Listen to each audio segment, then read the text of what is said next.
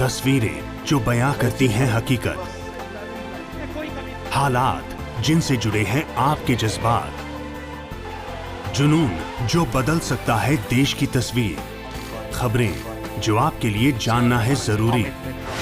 खबर दिन भर। बिहार सरकार की नल जल योजना पर तेजस्वी यादव ने साधा निशाना। योजना को बताया नल धन योजना। योजना में सत्ताधारी पार्टी से जुड़े लोगों को फायदा पहुंचाने का लगाया आरोप। उत्तराखंड विधानसभा चुनाव के चलते आम आदमी पार्टी ने कसी कमर, बेरोजगारों को साधने में जुटी आप। 70 विधानसभा सीटों में करेगी रोजगार गारंटी यात्रा। नैनीताल विधानसभा से शुरू होगी यात्रा। बिहार के पूर्व सीएम जीतन राम मांझी ने बीजेपी पर साधा निशाना। कहा, मंदिरों में दलितों के प्रवेश के बारे में बोलते समय रखें सतर्कता। बीजेपी ने मांझी के भगवान राम वाले बयान पर की थी आलोचना। शेयर बाजार में आई तेजी। 958 अंकों की तेजी के साथ 59,885 पर पहुंचा सेंसेक्स। निफ्टी में आई 276 अंकों की तेजी। 17,823 पर पहुंचा निफ्टी।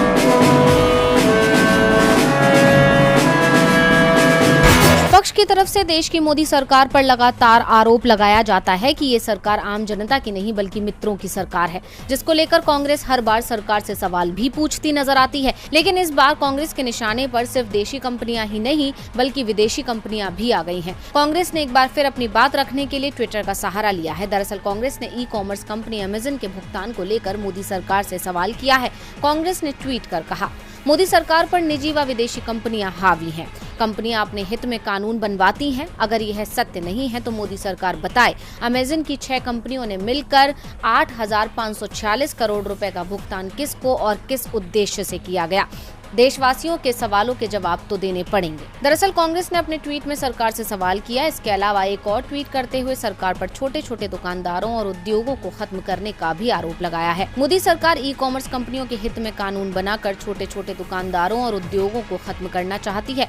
मोदी सरकार देश के छोटे छोटे दुकानदारों उद्योगों को खत्म करने की पटकथा क्यों लिख रही है। दरअसल अमेरिका की ई वाणिज्य कंपनी अमेजन ने 2018-20 के दौरान भारत में अपनी मौजूदगी बनाए रखने के लिए कानूनी गतिविधियों पर 8,546 करोड़ रुपए खर्च किए हैं। अब इसके बाद से ही सरकार विपक्ष के निशाने पर आ गई है। अब कांग्रेस के सरकार पर लगाए गए ये आरोप कितने सही हैं या गलत, ये तो आने वाला वक्त ही बताएगा। लेकिन एक बात तो तय है कि इस सरकार के राज में कांग्रेस के हाथ में मुद्दों की कमी नहीं है। राजस्थान विधानसभा चुनावों में अभी 2 साल से ज्यादा का समय है, लेकिन बीजेपी को अभी से राजस्थान विधानसभा की चिंता सताने लगी है।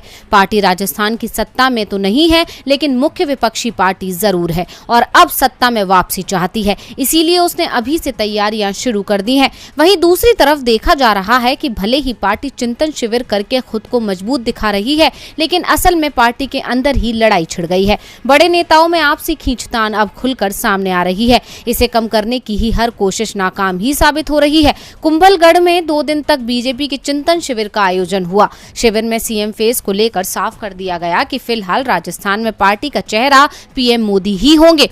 पीएम के चेहरे पर सामूहिक नेतृत्व में भी राजस्थान विधानसभा चुनाव लड़ा जाएगा। वैसे चिंतन शिविर लगाया गया था कि पार्टी में गुटबाजी पर लगाम लगाने के लिए, लेकिन चिंतन शिविर से संदेश बढ़ती गुटबाजी का ही निकला। पार्टी के कई वरिष्ठ नेताओं ने इस चिंतन शिविर से दूरी बनाए रखी।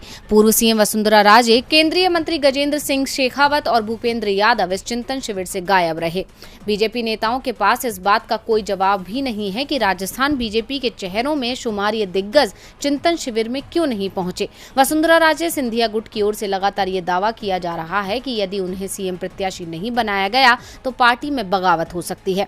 दरअसल सतीश पूनिया को प्रदेश अध्यक्ष नियुक्त किए जाने के बाद से राजस्थान में बीजेपी में गुटबाजी तेज हो गई है और बीजेपी के चिंतन शिविर में भी इसकी छाप दिखाई दी। यानी साफ है कि बीजेपी के अंदर ही कलह अब बढ़ चुकी है। कलह का कारण विधानसभा चुनावों में सीएम चेहरे को लेकर है। ऐसे में पार्टी ने अभी पीएम को ही आगे रखने का फैसला लिया है।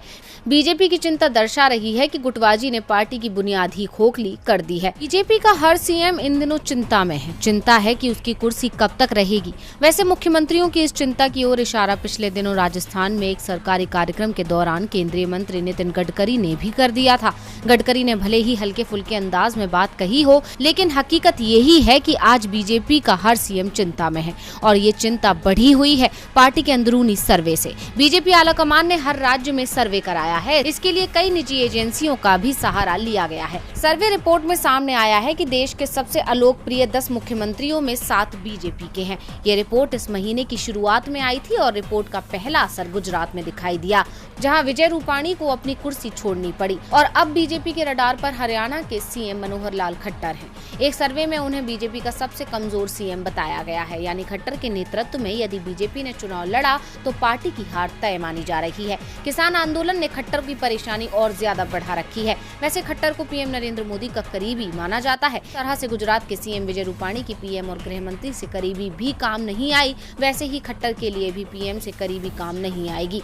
बीजेपी आलाकमान ये तय कर चुका है कि अब हरियाणा में भी बदलाव जरूरी है। ऐसे में कभी भी मनोहर लाल खट्टर से इस्तीफा मांगा जा सकता है। वैसे इस सर्वे में एक चौंकाने वाली बात भी थी कि कांग्रेस शासित राज्यों में सबसे कमजोर स्थिति पंजाब की बताई गई थी, जहां कैप्टन अमरिंदर सिंह के खिलाफ माहौल बताया गया था। ये सर्वे भले ही बीजेपी ने कराया था, लेकिन लगता है कि कांग्रेस ने भी इसी तरह का सर्वे पंजाब को लेकर कराया होगा, जिसके बाद कांग्रेस ने पंजाब में बदलाव कर दिया। बंगाल में नंदीग्राम की कानूनी लड़ाई अभी खत्म नहीं हुई, लेकिन उससे पहले ही भवानीपुर विधानसभा उपचुनाव का दंगल शुरू हो चुका है, जिसे जीतने के लिए बीजेपी गली गली घूमकर प्रचार कर रही है। वहीं ममता भावुक अपील से जनता को अपनी तरफ खींचने की जुगत में लगी है। भवानीपुर विधानसभा के एकबालपुर इलाके में अपनी पहली चुनावी बैठक में बोलते हुए ममता ने कहा कि अगर वो 30 सितंबर को होने वाले भवानीपुर विधानसभा उपचुनाव में जीत हासिल नहीं करती है तो उनकी पार्टी का कोई और व्यक्ति पश्चिम बंगाल का मुख्यमंत्री बन जाएगा। उन्होंने कहा कि बारिश होने पर भी अपना वोट जरूर दें, आपका एक एक वोट कीमती है। अगर मुझे एक भी वोट कम पड़ा तो इसका परिणाम मुझे भुगतना पड़ेगा। आत्मसंतुष्ट होकर मत बैठो और ये मत मान लो कि मेरी जीत पक्की है। अगर आप मुझे मुख्यमंत्री के रूप में देखना चाहते हैं तो आपको मुझे वोट देना होगा। हर वोट महत्वपूर्ण है। जनता को लुभाने के लिए ममता बनर्जी ने हिंदी और बंगाली दोनों भाषाओं में भाषण दिया। उन्होंने कहा कि मैंने नंदीग्राम से चुनाव लड़ा था, लेकिन मुझे वहां पर हराने की साजिश रची गई। ये मामला अब सुप्रीम कोर्ट में है। भारत के संविधान के मुताबिक मुझे मुख्यमंत्री बने रहना है तो भवानीपुर विधानसभा सीट से मुझे जीत हासिल करनी होगी। ममता की लोगों से की गई ये अपील साफ दिखाती है कि वो किसी भी कीमत पर भवानीपुर उपचुनाव जीतना चाहती हैं, क्योंकि उनके लिए ये चुनाव बेहद खास है। मुख्यमंत्री पद पर बने रहने के लिए उन्हें 5 नवंबर तक राज्य विधानसभा की सदस्यता लेनी होगी। अब देखना होगा कि क्या ममता बनर्जी अपनी कुर्सी को बचा पाती हैं या नहीं। सुप्रीम कोर्ट पेगासस मामले की जांच के आदेश दे सकता है। कोर्ट ने इस बात के साफ साफ संकेत दिए हैं कि पेगासस मामले की जांच जरूरी है और इसके लिए विशेषज्ञ समिति बनाई जा सकती है।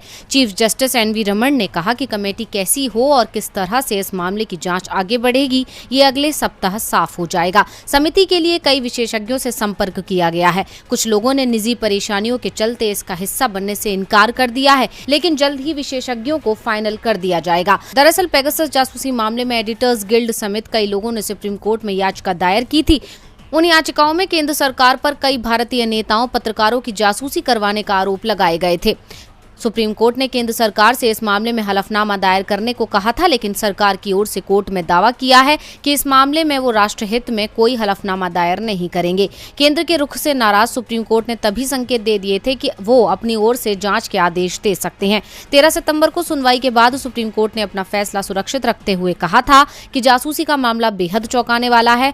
हम सरकार से ये जानना चाहते हैं कि केंद्र सरकार द्वारा जासूसी के लिए गैर कानूनी तरीकों से पेगासस सॉफ्टवेयर का इस्तेमाल किया था या नहीं। हम सिर्फ यह जानना चाहते हैं कि ये संबंधित एजेंसी की इजाजत से हुआ है या फिर विदेशी एजेंसी ने ऐसा किया है। अगर ऐसा है तो फिर यह सबके लिए परेशानी की बात है। हम सिर्फ इतना कहना चाहते हैं कि क्या सरकार ने कानून से इतर जाकर किसी प्रक्रिया का इस्तेमाल किया है या नहीं। कोई करता है खबरों से आगे रहने का वादा, कोई करता है तेज रफ्तार का दावा, फिर भी क्यों दब जाती है सही खबर? ना वादा ना दावा, सिर्फ खबर। Subscribe now and press the bell icon. Never miss an update. Uttarakhand में इस बार बीजेपी सरकार मुश्किल में दिख रही है। पार्टी के सर्वे ही बता रहे हैं कि स्थिति सही नहीं है और इसलिए 6 महीने में ही 3 मुख्यमंत्री ये राज्य देख चुका है। जिस तेजी से उत्तराखंड में मुख्यमंत्री बदले जा रहे हैं उसे लेकर किसानों ने तंज भी कसा है कि चुनाव तक 1-2 और मुख्यमंत्री बदले जा सकते हैं। संयुक्त किसान मोर्चा ने साफ कर दिया है कि वो उत्तराखंड में बीजेपी का विरोध करेंगे, लेकिन किसी दल का समर्थन नहीं करेंगे। बीजेपी के खिलाफ किसानों की झलक उत्तराखंड रुड़की के लक्सर में हुई किसान महापंचायत में भी दिखाई दी। किसान महापंचायत में राकेश टिकैत ने कहा कि भाजपा के 7 साल के राज में 14 करोड़ नौकरियां मिलने की जगह चली गई। ये सरकार रेल, सड़क, कंपनियां सब कुछ बेच रही है। भाजपा वाले आएंगे तो पूछना कि गन्ने और धान की फसल के रेट क्यों नहीं बढ़े। सरकार गरीब की रोटी तिजोरी में बंद करना चाहती है। इन्हें वोट का डर दिखेगा तभी ये आपकी बात सुनेगी। जैसी दवाई इन्हें बंगाल की जनता ने दी, चुनाव में उत्तराखंड की ऐसी जड़ी बूटी देना जिससे भाजपा का इलाज हो जाए। टिकैत ने बीजेपी से सावधान रहने की अपील करते हुए कहा कि भाजपा लोगों को जाति, धर्म और क्षेत्रवाद में बांटने का काम करती है। उत्तर प्रदेश में बीजेपी आई तो हिंदू मुस्लिम को बांटकर राजनीति की, उत्तराखंड में आकर पहाड़वाद और मैदान में बांटा। इनसे सावधान रहना। राकेश टिकैत ने साफ कर दिया कि किसानों का आंदोलन तब तक चलता रहेगा जब तक सरकार नए कृषि कानून वापस नहीं ले लेती। टिकैत ने कहा कि सरकार को 27 सितंबर को किसानों की ताकत समझ में आ जाएगी। इस दिन किसानों की ओर से भारत बंद का आह्वान किया गया है। दुनिया भर में कोरोना महामारी ने जमकर तबाही मचाई थी और कोरोना का कहर अभी भी जारी है, लेकिन दूसरों को नसीहत देने वाले पीएम मोदी खुद गाइडलाइंस का पालन करना भूल गए हैं। ये उनकी अमेरिका दौरे की कुछ तस्वीरों में देखा जा सकता है। दरअसल पीएम ने अमेरिका पहुंचकर उनसे मिलने आए लोगों का आभार व्यक्त करते हुए अपने ट्विटर हैंडल से कुछ तस्वीरें साझा की हैं।